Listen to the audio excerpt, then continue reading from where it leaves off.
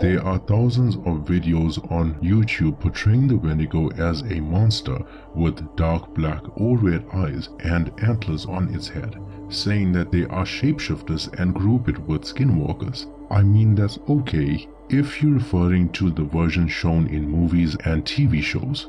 But when you depict that version and link it to the indigenous people, it couldn't be further from their beliefs and a false representation of the law. Now keep in mind, this isn't my debate on whether the Wendigo was real or not. This is just me portraying the folklore the way it was originally represented. The Wendigo or Windigo is a mythical creature and evil entity from the folklore of the native people from the Great Lakes and Plains regions. They were known as the Algonquians, one of the most widespread and populous native languages. The Wendigo was first documented in the 1600s. Therefore, I have two stories for you today depicting the Wendigo in its earliest forms according to the Algonquian people, as well as talk about the misinterpretations that we see today.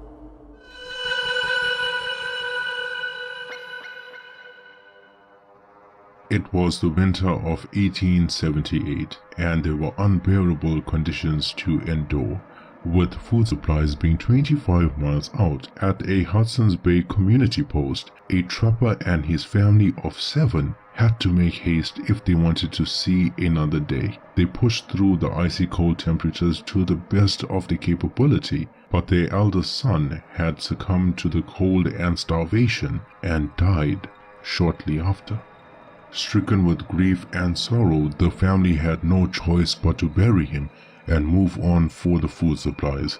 And then, in a drastic turn of events, the trapper was no longer seen as a husband and father, but a murderer as he devoured his entire family. In his confession, he told it the way it happened. The trapper stated that he was being watched.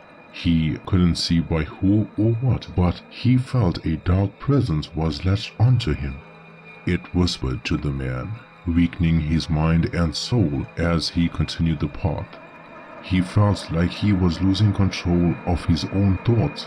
It all happened so fast and he was so hungry, but the hunger was not calling for food. It was yearning for flesh.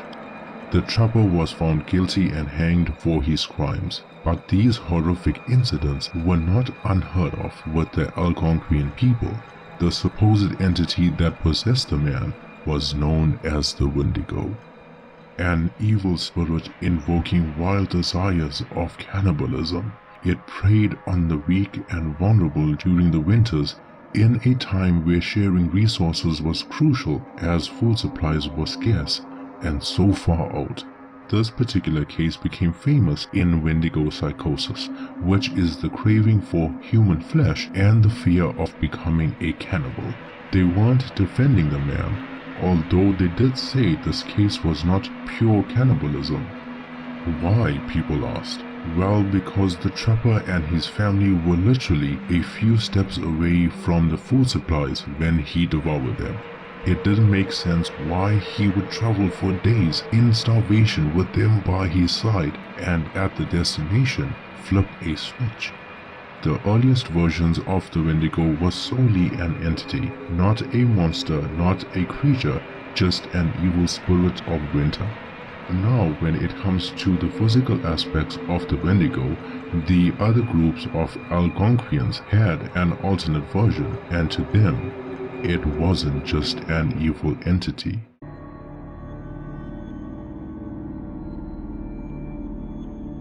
Centuries ago, in the dark, cold and lonely forest walked a young boy.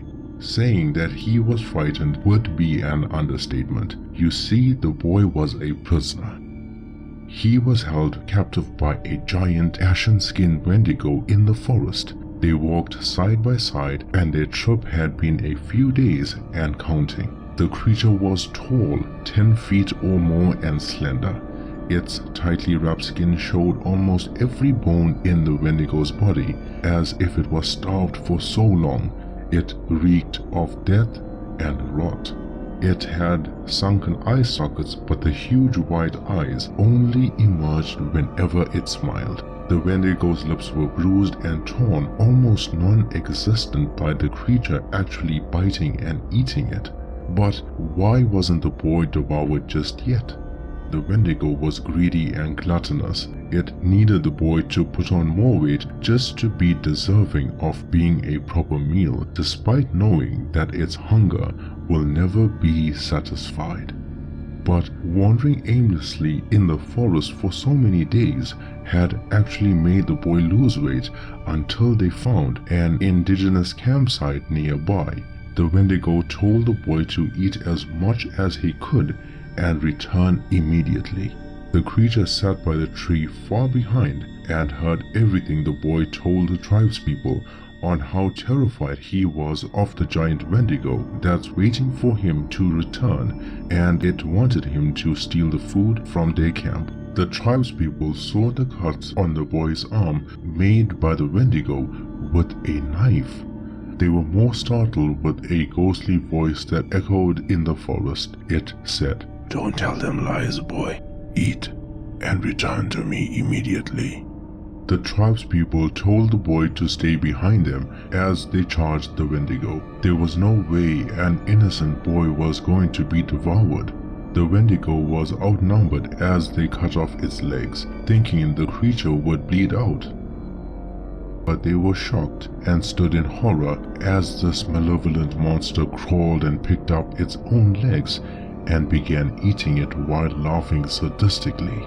It told them how its body still had the nourishment from previously devouring their own kind in the forest. They eventually hacked and dismembered the Wendigo entirely and stabbed its icy cold heart, not just saving the boy but saving everyone in the forest. You see, to these group of Algonquian people such as the Eastern Cree and the Ojibwe, they believed that the Wendigos were once human and was a form of punishment for their sins.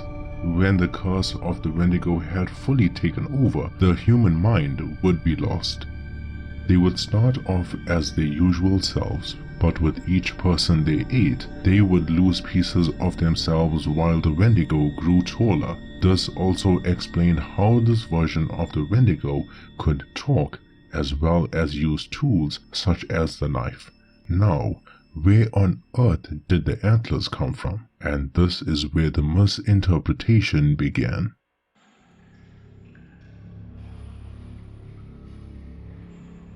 Scary stories in the 1900s were actually very popular, especially with a bunch of supernatural stuff supposedly going on. A fantasy and sci-fi illustrator had made a version and portrayal of the Wendigo in a book of fantasy horror stories, including mythical creatures, and there was no harm done. This was just his portrayal. As time passed, a similar version not just made it in Marvel comic books, but also in horror movies. Why? Well, just because it looked terrifying. And something that looks terrifying is good for horror cinema and entertainment. As more time passed, it became a norm and acceptance that a Wendigo looks the way it's been portrayed in artwork, movies, and TV shows. As a director or an author, ask yourself, what gains more attention? An evil entity or a frightening humanoid monster with red eyes and antlers on its head? And the answer is pretty obvious. The problem with this misinterpretation is that it stripped away the cultural aspects of the Wendigo. It wasn't just an entity or a curse to the native people. It was a belief system, a symbol of evil, of greed, of selfishness, and gluttony.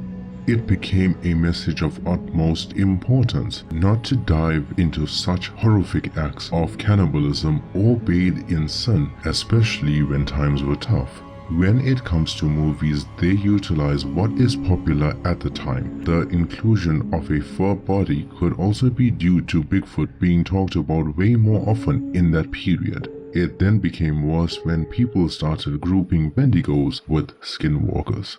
I've seen a short the other day of a supposed real-life Wendigo shape-shifting as a deer, and obviously none of that was actually seen. It was rather just a deer trying to take a shit. The video goes on to say that the Algonquian people said the Wendigos could shapeshift from animal to creature, which is absolutely incorrect from the lore they have provided us. That is an entirely different folklore on skinwalkers. I do understand that in the modern world, reading is seen as boring, and that truly breaks my heart. You see, people have become so used to digesting 60-second videos as a time saver, but I do suggest, not just for the Wendigo, but for all folklore topics and creatures, the long, slow, and supposedly boring stories are the ones that gave birth to these popular monsters that we see in cinema. I will make a video on skinwalkers soon and explain further why it has nothing to do with a Wendigo. Anyway, as always, I thank you for watching and all for listening. Until next time, do take care.